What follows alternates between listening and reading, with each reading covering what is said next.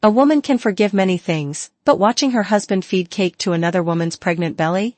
That's the kind of betrayal that burns itself into memory. The moment Avery Pierce stepped into that high-end restaurant and saw her husband, Ethan Caldwell, gently wiping frosting from a stranger's lips, the entire room froze. Conversation stopped. Forks hung mid-air. It was the kind of scene that ignites 1,000 arguments online, because no one ever agrees on what a wife should do next. Hello everyone, and welcome to Veil of Hearts, a place where love finds its way through the quietest corners of the soul. Today, let's listen to the story of a woman who lost everything in a single heartbeat, only to rise again in a way no one ever expected. People say love can blind you, but no one ever warns you how quietly it can swallow your entire life. Avery Pierce used to be the kind of woman people noticed. Not because she demanded attention, but because talent has a way of speaking before you ever open your mouth. She was a rising fashion designer in New York. Bold sketches, sharp intuition, a future so bright her professors joked she might skip the promising stage and go straight to legendary. But love came at the perfect wrong time. She met Ethan Caldwell at a charity showroom, where she was showcasing a capsule collection. He wasn't like the polished trust fund heirs she usually saw. Ethan was warm, funny, surprisingly humble for someone who carried a last name worth billions. He smiled like she mattered. He listened like every word she said meant something. And for Avery, who had grown up fighting for every opportunity, being seen felt intoxicating. Within a year, she said yes to his proposal. Within 2, she left her career behind. Within 6, she barely recognized the woman in the mirror. Because the moment Avery married into the Caldwell family, her life stopped being hers. Ethan's mother, Margaret Caldwell, made sure of that from the beginning. She would offer compliments that felt like insults, "You're lovely, dear," in an uncomplicated way.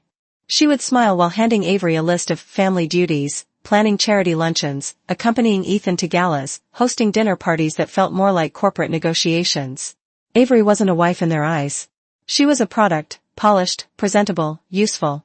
Ethan didn't defend her. Not once. Not when Margaret ordered Avery to change her dress 5 minutes before an event because Caldwell women don't wear off the rack. Not when his sister, Lila, referred to Avery's former career as cute little sewing projects. Not when family friends whispered at dinners, wondering aloud how someone like her landed a Caldwell son. The first year, Avery tried to fit in. The second, she tried to earn respect. By the third, she understood none was coming. Ethan still loved her, she knew that. He brought her flowers, held her hand in private, whispered apologies after every cutting remark his family made. But when they were all together, when power shifted and eyes sharpened, he disappeared into a man she didn't recognize, quiet, compliant, afraid to disappoint the people who controlled his world. Avery spent 6 years shrinking herself just to survive inside that house. 6 years losing invitations from friends because Caldwell wives don't mingle below their class. 6 years attending events where her job was to smile and be gracious while people pretended she wasn't there. 6 years of Margaret's cold critiques disguised as advice. Worst of all were the duties. Margaret insisted Avery stop working. A Caldwell wife shouldn't waste time on amateur pursuits. Avery's sketchbooks gathered dust. Her sewing machine was boxed up. She kept her hands busy with perfect centerpieces, elaborate table settings, and guest lists featuring people she didn't know and didn't want to know. Avery told herself this sacrifice was love. That building a family meant compromise. That Ethan was worth it. But loving him meant losing pieces of herself one apology at a time. The humiliation came quietly. A forgotten introduction here. A cancelled plan there. A comment that stung but she swallowed. Each one small enough to excuse, but together enough to break a person. And then came the 6th year, the year Avery began to feel something new. Not anger, not yet. Just a kind of emotional exhaustion so deep it felt like walking through life underwater. Ethan worked late more often. He checked his phone too quickly. He smiled less, avoided her more. And every time she asked if something was wrong, he'd kiss her forehead and whisper, "You worry too much." But she wasn't stupid. A woman knows. The distance wasn't an accident, it was a symptom. Still, she stayed. Not for him, but for the hope that the love she gave was still living somewhere inside him. She stayed for the memory of the man who once saw her before the world blurred her into a shadow. Everything changed on a Tuesday afternoon. Avery had planned to surprise Ethan with lunch, something simple, a gesture she hoped would ease the tension that had crept between them. She drove downtown, rehearsing what she might say, convincing herself it was all in her head. But when she walked into the upscale French restaurant he often visited for business meetings, the truth hit her so brutally she forgot how to breathe. There he was. Ethan. Laughing. Across from him sat a woman Avery had never seen before, beautiful, polished, glowing with the unmistakable curve of a pregnancy 8 months along. The woman leaned forward, smiling shyly. And Ethan? Her Ethan? Lifted a forkful of cake and gently fed it to her as if he'd done it 100 times before. A piece of frosting smeared at the corner of the woman's lips, and Ethan reached up, tenderly, intimately, to wipe it away with his thumb. Avery felt the floor disappear beneath her. Her ears rang. Her vision blurred. Not because he was cheating, but because he was gentle, tender, soft, in a way he no longer was with her. In that moment, Avery Pierce understood something she hadn't allowed herself to see for years: she wasn't Ethan's partner. She was the wife his family tolerated until they found someone they believed he truly deserved. And the woman carrying Ethan's child? They had already chosen her. Avery Pierce didn't know what hurt more, the betrayal she saw in that restaurant, or the betrayal waiting for her at home. She didn't confront Ethan right away. She didn't scream or demand answers. She simply turned around and walked out because her body reacted faster than her mind. Her heart was already shattering, but her pride forced her legs to keep moving until she reached her car. What she didn't know was that the betrayal wasn't accidental. It was engineered. By the time Ethan arrived home that night, Avery was sitting in the living room, hands clasped tightly, stomach twisting. She had rehearsed a dozen questions, a dozen demands, but Ethan didn't give her the chance to speak. Because he didn't come alone. His mother, Margaret Caldwell, swept in first, elegant, composed, and carrying a folder thick enough to choke someone. Behind her was Victor Caldwell, the father who never looked at Avery directly unless he needed something. And then there was Ethan, standing behind them like a guilty shadow.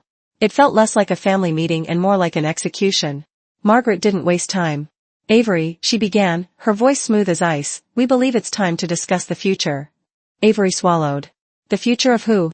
Of this family, Margaret said, as if the answer were obvious. Victor placed the folder on the table and slid it toward her. This is a divorce agreement. Clean. Simple. Efficient. Avery's fingers trembled. Divorce? Without even talking to me? Margaret raised a brow. What is there to discuss, dear? You saw everything today. Avery felt her throat close. So you knew? You all knew. Margaret didn't flinch. We arranged it. The room spun. Arranged, what? Victor crossed his legs casually, as if discussing business. Jessica Hartman comes from a powerful family. Her father owns the Hartman Development Group. A partnership between our families will secure Caldwell Enterprises for decades. Avery stared in disbelief. So you found someone better and decided to replace me? Margaret smiled politely. You were never meant to stay forever, Avery. You're sweet, but limited. Ethan deserves someone who elevates him. Someone beneficial. The words sliced deeper than any physical blow. Avery turned to Ethan, silently begging him to deny it. But he looked away. That was the moment she understood, his silence was the permission they needed. Margaret continued, Jessica is pregnant. And that child will be the future heir to the Caldwell name. Naturally, custody of your son, Avery snapped. My son? Victor corrected, our grandson. Margaret folded her hands. We've hired the best custody lawyer in the state. With our resources, our influence, and the stability we offer, the court will side with us. You don't need to worry. You'll be allowed to visit him occasionally. Avery felt something inside her crumble. They weren't just replacing her as a wife. They were erasing her as a mother. She whispered, You're taking him from me? Margaret sighed, as if Avery were being dramatic. Let's not make this harder than it needs to be. Sign the papers, accept the settlement, walk away quietly. It's what's best for everyone. Avery's hands shook as she opened the folder. No alimony. No property. No rights to any Caldwell assets. Just one line, you leave with nothing. She had given 6 years of her life, her career, her identity, and they valued her at 0. Ethan stepped forward finally, guilt heavy in his voice. Avery, I never meant for this to happen. Everything got complicated. Complicated? Her voice cracked. You got another woman pregnant. He had no answer. Avery pushed the papers aside. I'm not signing this. Margaret's smile sharpened. You don't have a choice, dear. Without our resources, you cannot win a custody battle. And fighting us will only hurt the child. It was manipulation. Cruel. Calculated. And effective, because Avery knew it was the truth. They could bury her in court. She closed her eyes, tears stinging, and nodded slowly, not agreeing, just breaking. That night, while the family celebrated quietly in the West Wing, Ethan knocked on her bedroom door. He looked exhausted, ashamed, and terrified of himself. Avery, I'm sorry. His voice trembled. I wired some money into your personal account. You'll need it. And I'll make sure you can see our son twice a month. I promise. She turned away from him. Not because she hated him, but because she didn't recognize him anymore. Hours later, Avery packed her life into 2 duffel bags. A few clothes. Her sewing kit. Her old sketchbook, the only piece of her past life she refused to lose. Rain poured outside as if the sky itself were mourning her. She walked out of Caldwell Mansion alone, soaked, trembling, but still holding on to the last shards of her dignity. Ethan didn't walk her out. Margaret didn't acknowledge her. Victor didn't care. It was as if she had never existed. A rideshare dropped her off at a rundown apartment she found last minute, cheap, tiny, dimly lit. The kind of place people moved into when they had nowhere else to go. Avery stepped inside, dripping water onto the old wooden floor. No warmth. No comfort. No future in sight. Just silence. And in that silence, she realized, this was rock bottom. But it was also the first moment in years where her life belonged only to her. Rock bottom, Avery Pierce discovered, wasn't a moment. It was a slow drowning. The first week in the tiny apartment felt unreal. She moved through the cramped space like a ghost, opening empty cabinets out of habit, reaching for light switches that didn't work properly, waking up in the middle of the night expecting to hear her son's footsteps outside her bedroom door. But it was quiet. Too quiet. Her savings, what little she had left after leaving the Caldwell Mansion, drained faster than she expected.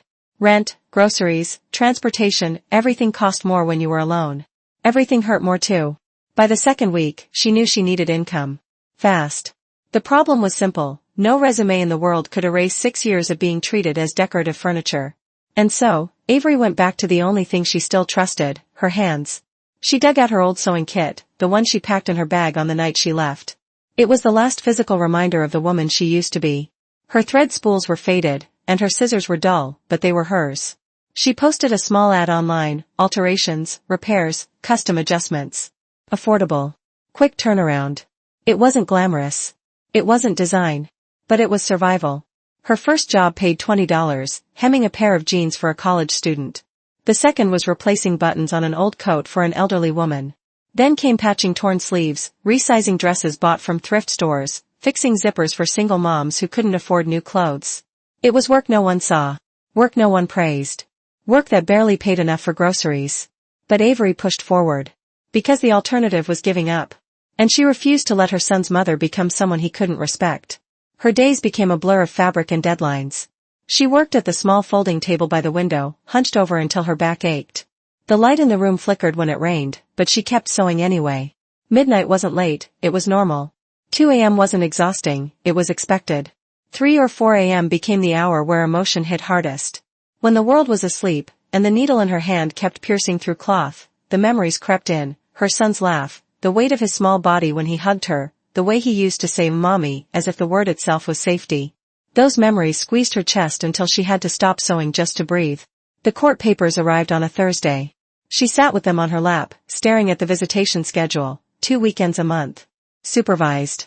Temporary. Supervised. As if she were a danger. As if she were less of a mother because a powerful family said so. Avery cried for the first time in weeks. Quiet, bitter tears she pressed into her pillow so the neighbors wouldn't hear. She didn't cry because she was weak. She cried because motherhood doesn't end when custody does. But every time despair clawed at her, she forced herself back to the table. Back to the needle. Back to the fabric. Back to the silence where she rebuilt herself stitch by stitch. One night, after finishing a last-minute alteration for a wedding guest, Avery leaned back in her chair.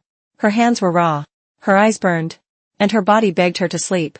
But her mind whispered something she hadn't let herself feel in months. Hope. Not loud. Not dramatic. Just a small, stubborn spark. Because every job she finished reminded her of who she used to be. Of what she was capable of. Of the dreams she once held in rooms much brighter than this one. And somewhere between exhaustion and determination, Avery realized something important. Survival wasn't enough. She didn't want to just get by. She wanted her life back. Her career. Her voice. Her future. She wanted her son to look at her one day and think, my mom didn't break. She rebuilt. The idea hit her suddenly, clean, sharp, undeniable.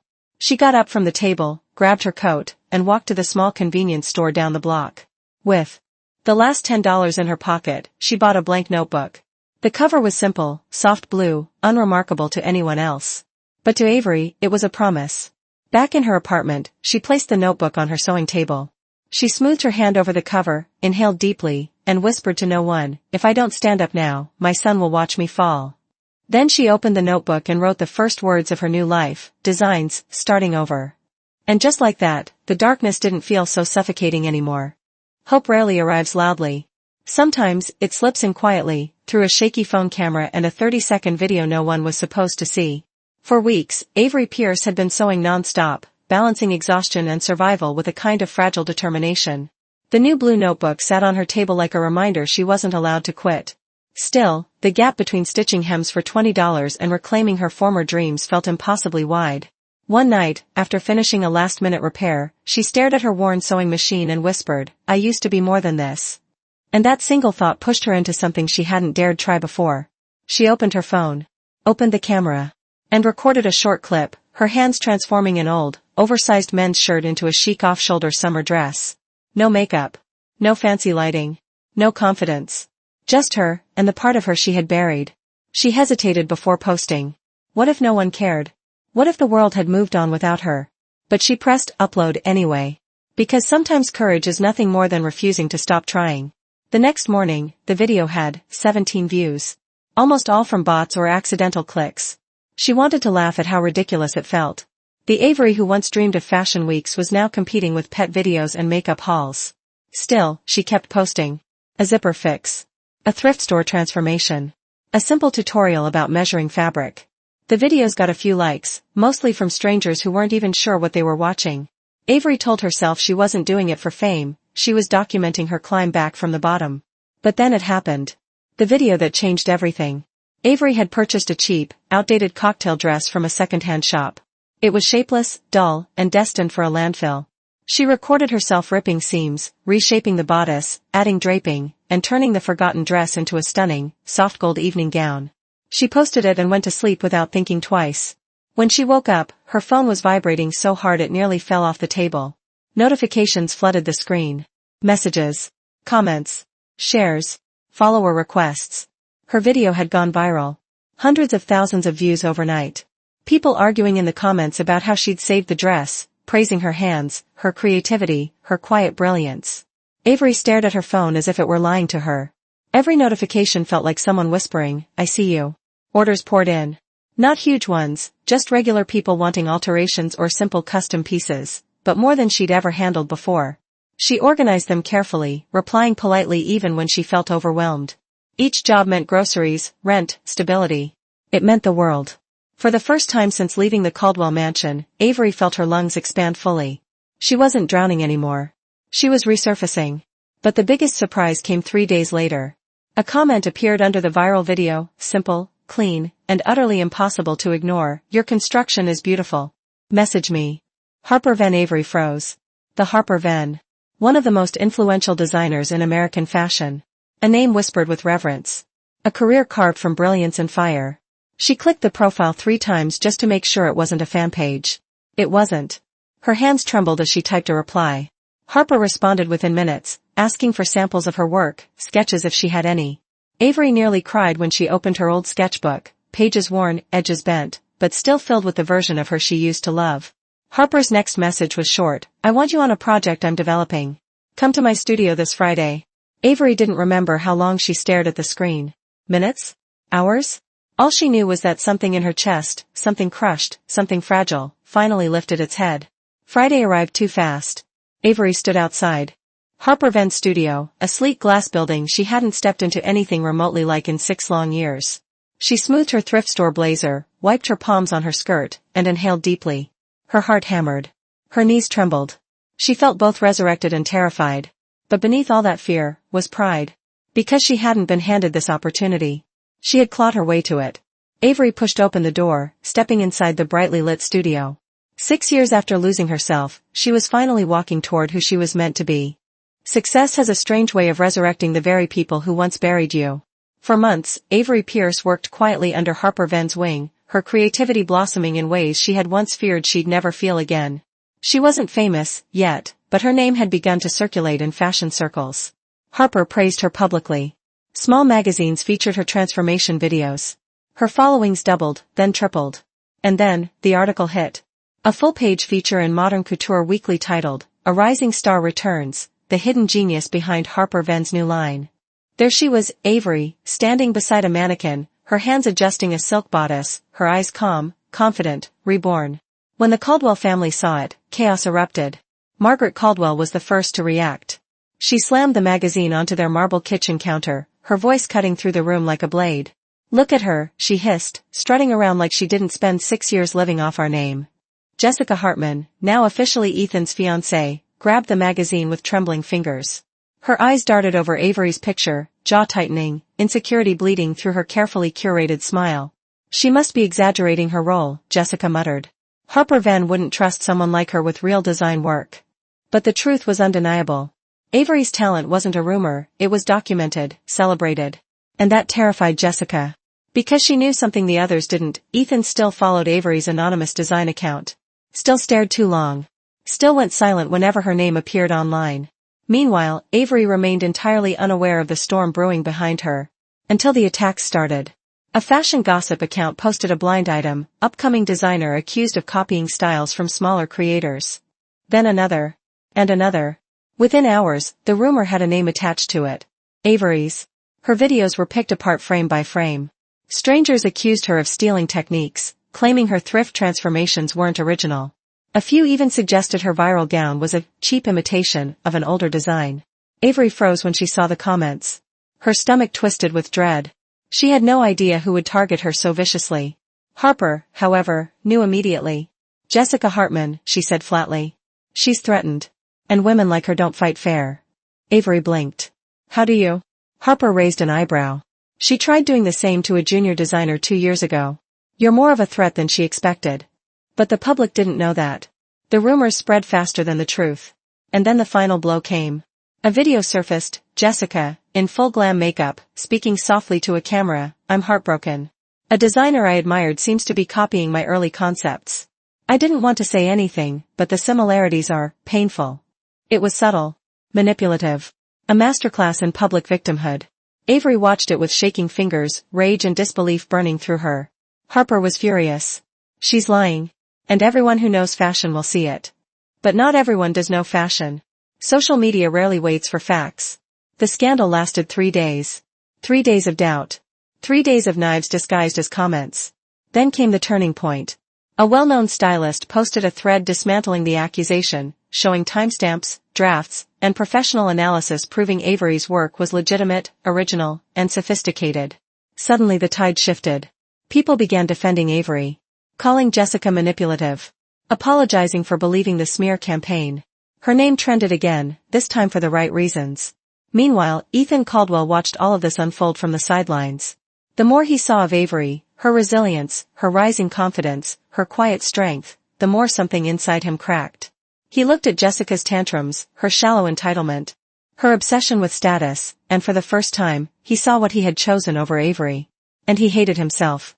He reached out to Avery once, just once, through a message that simply read, "I'm proud of you." She deleted it without replying. The media frenzy reached its peak when Avery appeared at a small fashion Q&A event. Paparazzi swarmed her. Reporters shouted questions. She handled each with calm professionalism. Then someone asked the question that silenced the entire crowd, "If your ex-husband wanted to reconcile now that you're successful, would you take him back?" Avery didn't hesitate. She smiled, a soft, almost pitying curve of her lips. "I don't go back to someone who chose to abandon me," she said. "Growth is about moving forward." The clip went viral within hours. Millions applauded her. Even more envied her strength. But the Caldwell family didn't applaud. Margaret saw her growing fame and tried to contact Avery, pretending to reconnect. She invited her to charity galas. Sent polite messages about putting the past behind them. Even offered to feature Avery's designs at a Caldwell event. Avery didn't even open the messages.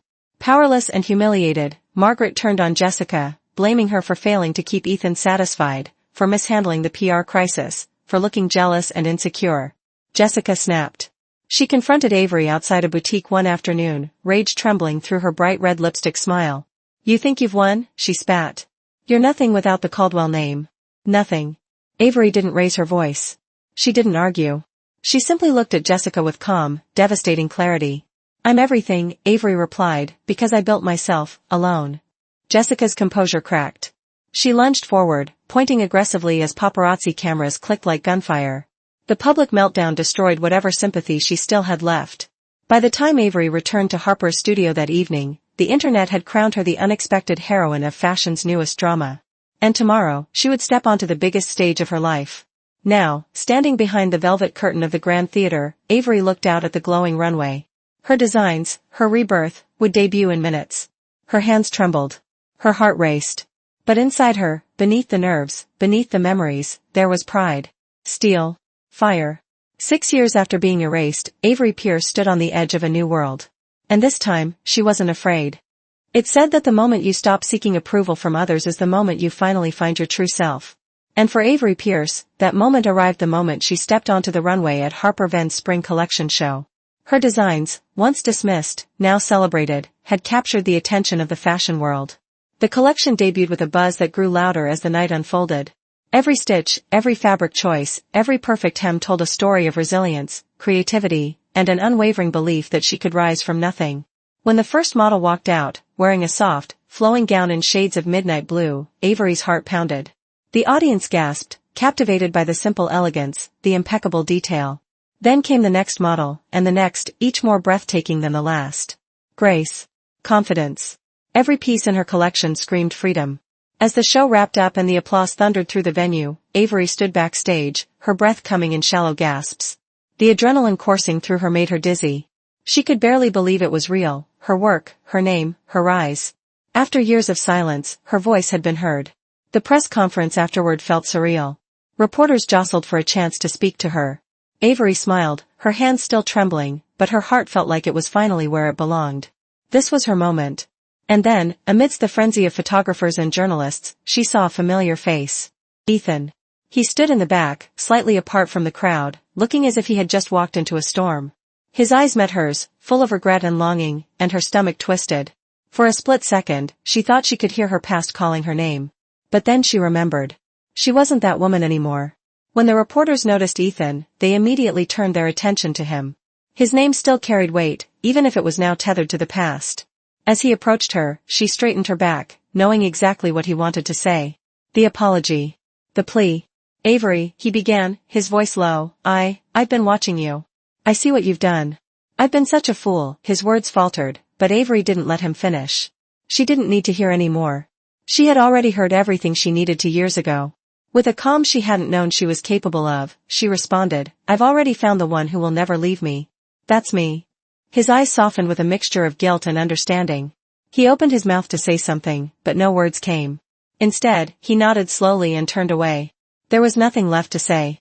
She watched him walk away, his silhouette fading into the shadows, before she turned back to the flashing cameras and eager reporters. She was no longer tethered to a past that had tried to break her. She was finally free. The weekend came, and as usual, Avery had her son with her. They spent the afternoon in a park, just the two of them. She held him close, savoring the quiet moments, the laughter, the joy of simply being his mother. Mom, are you happy now? He asked, his innocent eyes searching her face. Avery smiled, brushing a stray lock of hair from his forehead. Yes, baby. I'm happier than I've ever been. And she truly meant it. After dropping him off at his father's house for the weekend, Avery returned to her small apartment. The familiar hum of the city felt comforting. It had been her home for months now, but tonight felt different. She walked through the door, and for the first time in what felt like years, she didn't feel small. She didn't feel lost.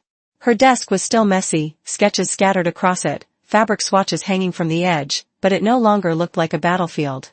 It was her creative space, her sanctuary, her triumph. She flicked the light on and saw the blue notebook she had bought all those months ago. It was waiting. Avery walked over, opened the cover, and picked up her pen. She stared at the empty page for a moment before writing the words she had been longing to write for so long, new beginning. As the ink dried, a weight lifted from her shoulders, and the future, once uncertain, now seemed wide open before her. She had spent so many years trying to be enough for others.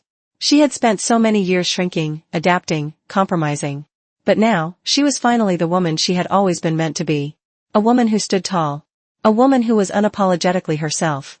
A woman who had risen. In that moment, Avery knew she was exactly where she was supposed to be. Not because the world had accepted her, but because she had accepted herself. She closed the notebook and placed it in the center of her desk, a symbol of everything she had overcome and everything that was yet to come. Avery Pierce wasn't just surviving anymore. She was thriving. And nothing, no one, could ever take that from her. Avery Pierce's journey wasn't just about overcoming the shadows of her past or proving herself to the world. It was about rediscovering who she was when everything, everyone, told her she wasn't enough. The lesson she learned through the pain, betrayal, and ultimate triumph was simple, yet profound: the only person who can define your worth is you. She didn't need validation from Ethan, from Margaret, or from anyone who tried to diminish her. Her worth was never tied to their opinions, their status, or their expectations. It was always, always within her. For so long, she had lived under the heavy weight of their judgments. She had shaped herself to fit a mold that wasn't hers to fill. But through the quiet moments of solitude, the late-night sewing, and the raw, vulnerable steps back into her true calling, Avery realized something beautiful: she was enough just as she was. In the end, freedom wasn't just about escaping her past, it was about giving herself permission to be unapologetically authentic. It was about choosing to stand tall, to embrace her flaws and her strengths, and to walk a path that was entirely her own. And as she held her son in her arms, smiling at the future she was now building with her own hands, Avery understood that the greatest victory wasn't the fame, the success, or the applause. It was the quiet, peaceful strength that came from knowing she had fought for her life, her dreams, and her happiness. Her story is a reminder to us all: no matter how far you fall, there's always the possibility of rising again. And when you do, you don't just survive, you thrive.